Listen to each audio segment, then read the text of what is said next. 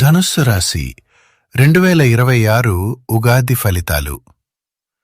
అద్భుతమైన ఆదాయం, కానీ అర్ధాష్టమ శని వల్ల ఈ జాగ్రత్తలు తప్పనిసరి. అందరికీ నమస్కారం. ఆధ్యాత్మిక మరియు జ్యోతిష్య విశేషాలను అందించే మన ది పురాణిక్ పాత్ ఛానల్కు స్వాగతం. 2026 మార్చి 19న ఎంతో వైభవంగా ప్రవేశించబోతున్న శ్రీ పరాభవనామ సంవత్సరంలో ధనుసు రాశివారి జాతక గమనం, గ్రహ సంచారాలు మరియు వారు అనుభవించబోయే శుభాశుభ ఫలితాలు ఎలా ఉండబోతున్నాయో ఇప్పుడు మనం ఈ వీడియోలో వివరంగా తెలుసుకుందాం. జ్యోతిష్య శాస్త్రంలో ధనుస్సు రాశికి ఒక విశిష్టమైన స్థానం ఉంది. ఇది దేవగురువైన గురుగ్రహం యొక్క స్వక్షేత్రం. నక్షత్రాల పరంగా చూసుకుంటే మూల నక్షత్రం 4 పాదాలు, పూర్వాషాఢ నక్షత్రం 4 పాదాలు మరియు ఉత్తరాషాఢ నక్షత్రం 1వ పాదంలో జన్మించిన వారు ఈ ధనుసు రాశి కిందికి వస్తారు. లక్ష్యం వైపు దూసుకుపోయే బాణంలా వీరు నిరంతరం శ్రమిస్తూ ఎంతో ధర్మబద్ధంగా జీవించటానికి ఇష్టపడతారు. ఈ నూతన పరాభవ నామ సంవత్సరంలో ధనుస్సు రాశివారి వార్షిక పంచాంగ గణాంకాలను గమనిస్తే ఆదాయం ఏకంగా 14గాను, వ్యయం 11గాను ఉండి అద్భుతమైన ధన ప్రవాహాన్ని సూచిస్తున్నాయి. సమాజంలో గౌరవ మర్యాదలను సూచించే రాజపూజ్యం 5గా ఉండి అవమానం 6గా గోచరిస్తోంది.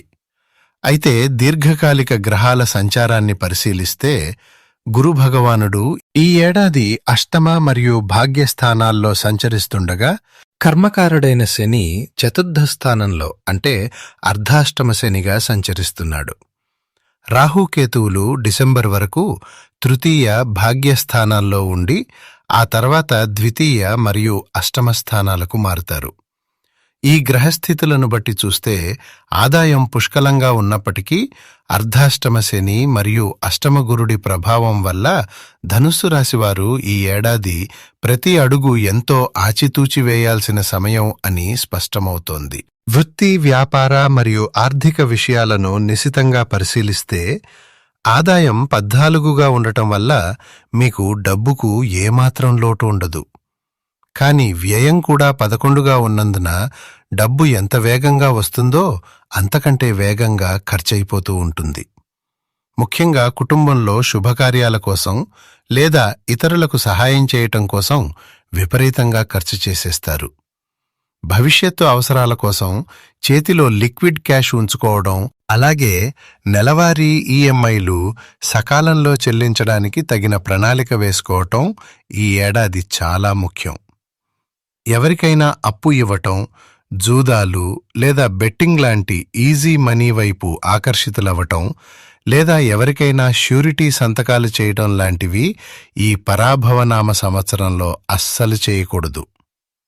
ఇక ఉద్యోగస్తులకు పని ఒత్తిడి కాస్త ఎక్కువగా ఉంటుంది. ఉన్న చోటే కష్టపడి పని చేసుకోవాలి తప్ప ప్రమోషన్ల కోసం ఆరాటపడటం లేదా ఉన్నపలంగా ఉద్యోగాలు మారడం ఏమాత్రం శ్రేయస్కరం కాదు. వ్యాపారస్తులకు ఈ సంవత్సరం లాభాల కంటే రొటేషన్ మీదే ఎక్కువ దృష్టి పెట్టడం మంచిది. ముఖ్యంగా సంవత్సర ద్వితీయార్ధం వీరికి ఎంతో అనుకూలిస్తుంది. సినీ కళారంగాల్లో ఉన్నవారికి మరియు రాజకీయ నాయకులకు ఈ ఏడాది అనుకూల ఫలితాలు వస్తాయి. రైతులకు మిశ్రమ ఫలితాలు గోచరిస్తున్నాయి కాబట్టి పెట్టుబడుల విషయంలో చాలా జాగ్రత్తగా వ్యవహరించాలి. ఒక్క మాటలో చెప్పాలంటే ఈ ఏడాది మీరు ఏ రంగంలో ఉన్నా సరే రిస్క్ అనే పదానికి ఎంత దూరంగా ఉంటే అంత మంచిది.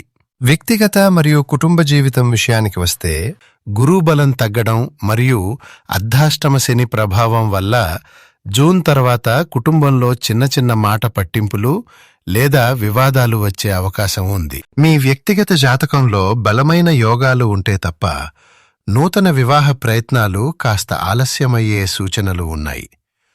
సంతానం కోసం వైద్య విధానాలను అంటే ఐవీఎఫ్ లాంటివి ఆశ్రయించేవారు ఈ ఏడాది వేచి చూడటం మంచిది. పిల్లల ప్రవర్తన కాస్త మొండిగా అనిపించినా ఓర్పుతో వ్యవహరించాలి. అలాగే ఇంట్లోని పెద్దవారి తల్లిదండ్రుల ఆరోగ్యం పట్ల ప్రత్యేక శ్రద్ధ వహించాలి. విద్యార్థులకు ఈ ఏడాది మిశ్రమ ఫలితాలు ఉంటాయి. చదివింది గుర్తుండకపోవటం, లేదా చదువుపై ఏకాగ్రత తగ్గటం లాంటివి సహజంగా జరుగుతాయి. కాబట్టి గత సంవత్సరం కంటే ఈసారి ఎక్కువ కష్టపడాలి.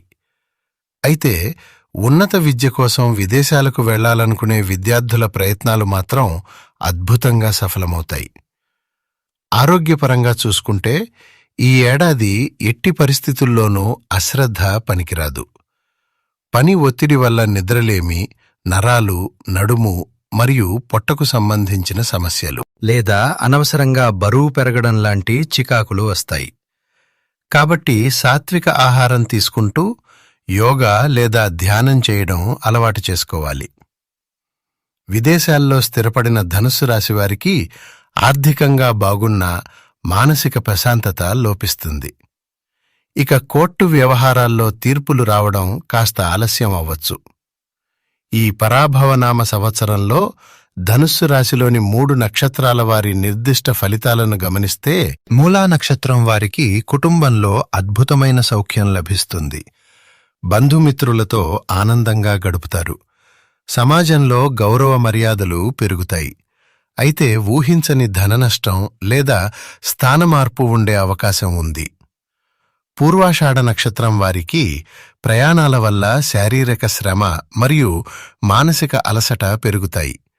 అయినప్పటికీ కుటుంబ సభ్యుల పూర్తి సహకారం లభిస్తుంది. నూతన ప్రయత్నాలు సఫలమవుతాయి. ఇక ఉత్తరాషాఢ నక్షత్రం 1వ పాదం వారికి ఆర్థిక ఇబ్బందులు, దూర ప్రయాణాలు గోచరిస్తున్నాయి. వస్తువుల భద్రత విషయంలో వీరు చాలా జాగ్రత్తగా ఉండాలి. ఈ సంవత్సరంలో ఎదురయ్యే అర్ధాష్టమ శని మరియు అష్టమ గురుగ్రహ దోషాలను అధిగమించి అద్భుతమైన ఫలితాలను పొందటానికి ధనుసు రాశివారు అత్యంత భక్తి శ్రద్ధలతో కొన్ని పరిహారాలు పాటించాలి. ప్రతి మంగళవారం ఉపవాస దీక్ష ఖచ్చితంగా పాటించాలి. అలాగే గురుగ్రహ అనుగ్రహం కోసం ప్రతి గురువారం నవగ్రహాల వద్ద గురు భగవానుడికి శనగల దండ వేసి 108 ప్రదక్షిణలు చేయాలి. అర్ధాష్టమ శని కష్టాలు తొలగిపోవడానికి ప్రతి శనివారం ఆంజనేయస్వామి గుడిలో 108 ప్రదక్షిణలు చేయడం అత్యంత శ్రేయస్కరం. ఆరోగ్యం లేదా వయసు సహకరించని వారు ప్రదక్షిణలకు బదులుగా స్వామికి 108 తమలపాకులతో ఆకుపూజ చేయించుకోవాలి. అవకాశం ఉన్నవారు శ్రీ గురు చరిత్రను సప్తాహ పారాయణంగా అంటే 7 రోజులు లేదా నెలకు ఒకసారైనా పారాయణం చేస్తే ఎంతో మేలు జరుగుతుంది. ఈ పరిహారాలను విశ్వాసంతో పాటిస్తూ ధర్మబద్ధంగా అడుగులు వేస్తే ఈ పరాభవనామ సంవత్సరం ధనుస్సు రాశివారికి అఖండమైన విజయాలను ప్రసాదిస్తుంది.